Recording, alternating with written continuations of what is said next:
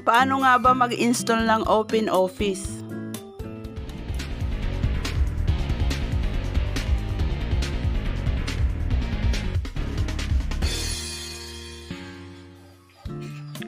Welcome everyone!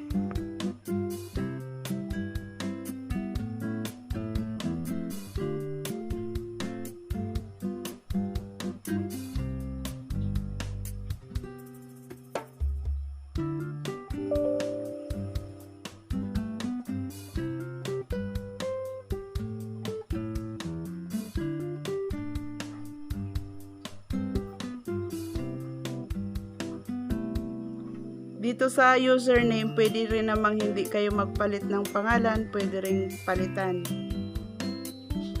So, para lahat ng gagamit ng laptop ay makagamit din ng application na ito, i-click lang yung all users.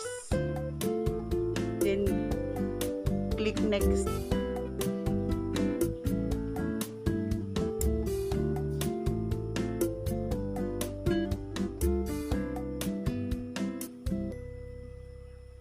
Typical guys ang pinili ko para lahat ng features ay mai-install. Pero kung gusto nyo naman na piliin lang yung application ay pwede rin naman.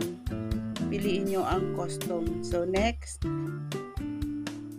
Ayan, naka-check ang create a start link on desktop para madali ko lang makita. Ayan. Then click install. So, ayan guys, mag-i-install lang ating OpenOffice. Antay-antay lang. So, ito yung ginamit kong alternative sa Microsoft Office. Kasi wala akong installer nun. So, OpenOffice na lang. Pareho lang din naman sila ng gamit.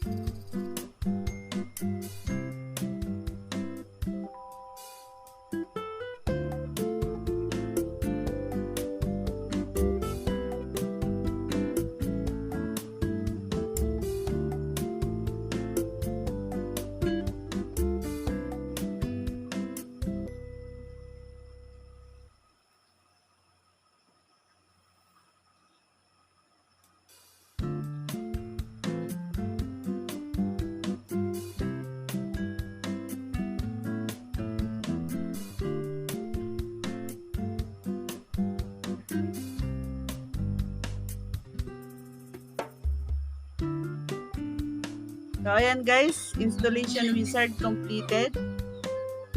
Tapos na guys. So, click finish.